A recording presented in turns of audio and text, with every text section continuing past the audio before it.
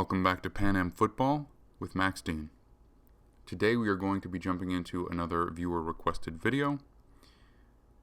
And before we do that, I just want to shout out to overthecap.com and spotrac.com, where I get all of my contract numbers from, so appreciate them. And today's video is going to be all about Ben Roethlisberger. It was requested by Anthony Kist, and the question is essentially, do they want to commit to Ben Roethlisberger for the 2021 season? And if they do, can they lower his cap hit and make it worthwhile to bring him back? If you like content like this, hit subscribe. We'll be doing tons more of it.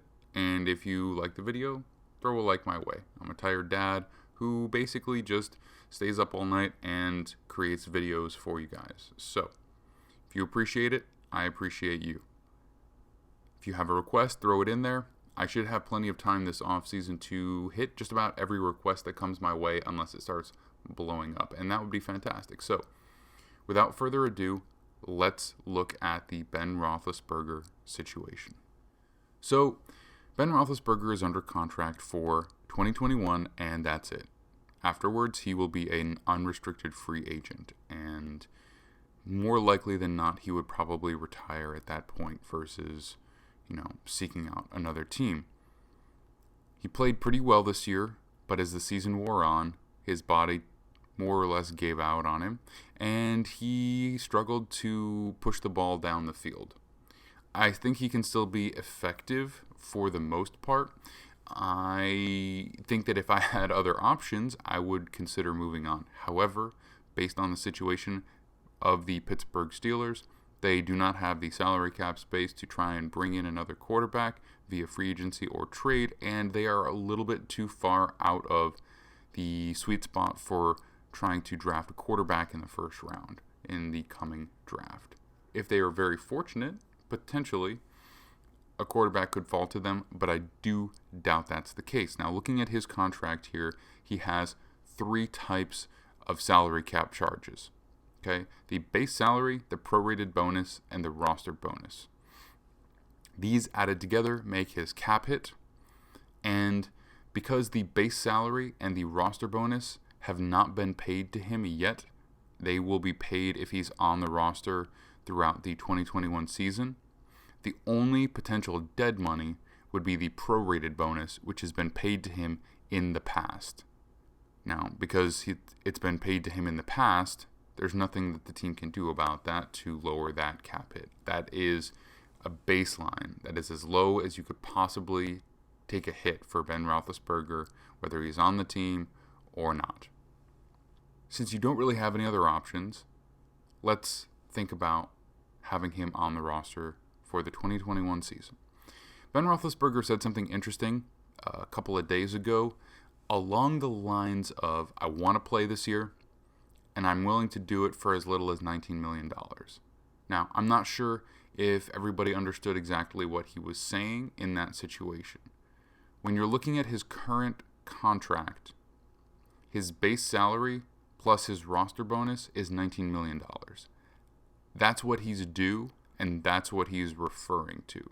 Okay, the prorated bonus, that's already been paid to him. It's not really... It's part of his cap hit, but it's not part of his 2021 compensation. So I think a lot of people saw that number and thought that that means that he's willing to come down from his $41 million cap hit to a $19 million cap hit. It's not at all what he's saying, nor is it even possible. What he means is 2 things.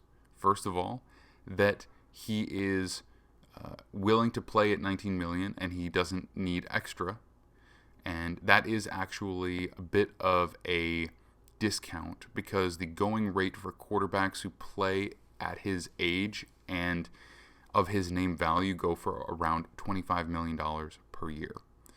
Tom Brady, Phillip Rivers, Drew Brees all played this past year on contracts valued about $24 to $25 million annually. That's what Ben Roethlisberger could argue for if he wanted to to be compensated. It's what the market has dictated, and it is basically fair and reasonable. So what he's saying is, I won't do that. And what he's also implying is that he probably is not going to be seeking an extension. He'd be willing to play through this year on the contract that he has. A lot of players would want an extension before they go into their final year, because there's no guarantee if you get hurt or something like that. And the way that I look at that is that basically he's saying, I'm going to retire afterwards no matter what, so whatever happens, let's just give it a shot. With that in mind, let's take a look at how we could potentially lower the salary cap hit for Ben Roethlisberger in 2021. Because we're not looking at a contract extension, there's really only one way to do it aside from actually outright cutting him. And that would be adding void years to the contract. Okay, so currently his cap hit is at $41,250,000. So keep that in mind. The process of lowering a cap hit for a player is essentially a restructure. He's already done it in the past, and that is what has led to the $22,250,000 prorated bonus number that you're looking at right there. Essentially, what the Steelers would do is convert as much as possible of his base salary and roster bonus into another prorated bonus. Because that type of bonus distributes evenly across every year of the contract that remain, up for up to 5 years, but obviously we're not going that far out with him, so it's kind of irrelevant, but it's distributed evenly or equally over the remaining years of the contract. So the base salary plus the roster bonus is $19 million. So what you're going to do is split $19 million basically over however many void years plus the 2021 year that you have. So let's take a look at what that would actually look like. So here we have the 2021 year. The base salary has been lowered to $1,050,000. That's as low as you can go for a player who has played at least 7 years in the NFL. Cannot go lower than that. So you subtract that from the $19 million that we were talking about, and we're going to be looking at $17,950,000 that you can convert into prorated bonus. If you do it in a contract with a single void year added on, that $17,950,000 is divided by 2 and equally shared between 2021 and 2022. That would lower the cap hit in 2021 to $32,275,000. And the exact reason for that, I will explain right now. The base salary we just talked about, it can't go any lower. So that's part of the cap hit. The prorated bonus, you have the $8,975,000 that you just created, and you have to add that to the $22,250,000 that you had already there. You can't take that away. So that leaves you a total prorated bonus hit in the year 2021 of $31,225,000. Okay. So it's pretty simple. You have the base salary plus the remaining prorated bonus. That's your cap hit. You've brought your contract, you brought your Ben Roethlisberger cap hit down approximately $9 million. In 2022, that base salary that you see there, it would vanish. It's basically fake money for all intents and purposes. It's there for accounting, but I really could have just left it blank and it would have basically meant the same thing. So the only money that's on the books for 2022 is the $8,975,000.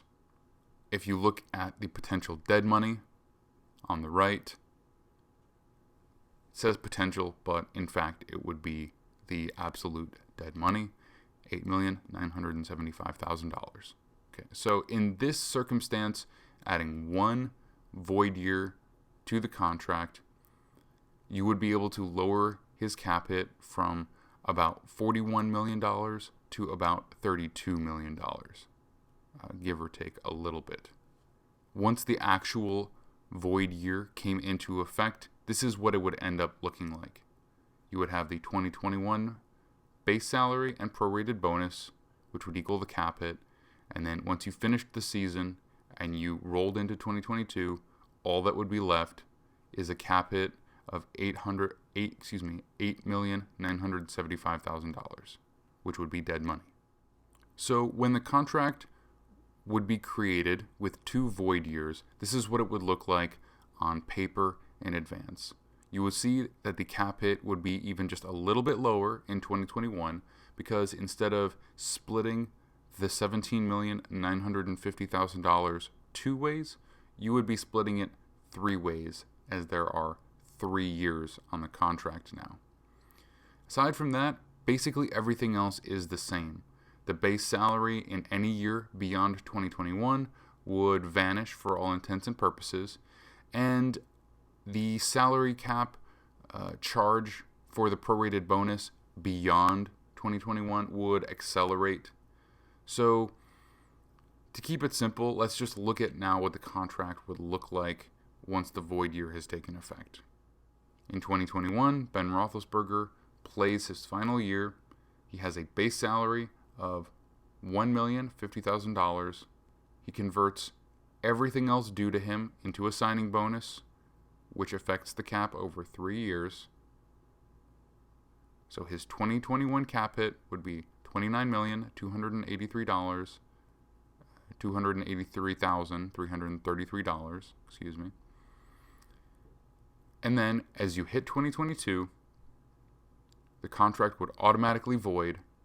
So all of the remaining prorated bonus that you see there in both 2022 and 2023 would both affect the cap on 2022. So you're taking a little bit bigger of a hit in 2022, but you've gotten through the rough patch. You've gotten the final year out of Ben Roethlisberger. So to give you a little bit of an idea of what these options look like side by side, the current cap hit for Ben Roethlisberger, if you do nothing and let him play, is $41,250,000. If he were to be cut, traded, or retired, each one of these options would save the Steelers $19 million against the salary cap. If one void year was added to the contract, there would be a year one savings of $8,975,000, which is essentially $9 million for all intents and purposes. And the savings, if 2 void years were added, year one would be $11,966,667. So to sum it up, if you cut him, you save $19 million. If you add 1 void year, you save $9 million. If you add 2 void years, you save $12 million. Personally, I'm not a Steelers fan, but if I was, what I would want is for them to add the 2 void years, keep him under contract for 1 more year, hope that a future quarterback presents himself to you, but go into 2021 with Ben Roethlisberger playing probably his last year of NFL football. The difference between $12 million in savings and the $19 million in savings is not enough where you would say, oh man, we really got to save that money and go that route. If you look down at the bottom, the Steelers' current projected cap space is over the cap by almost $35 million. If you do what I've laid out here, you instantly take 12 off of that. So you go from being 35 over to 23 over. Yes, that's not great. But you can do other things with other players. You can, wiggle some stuff around to get that done. The contract for TJ Watt is upcoming.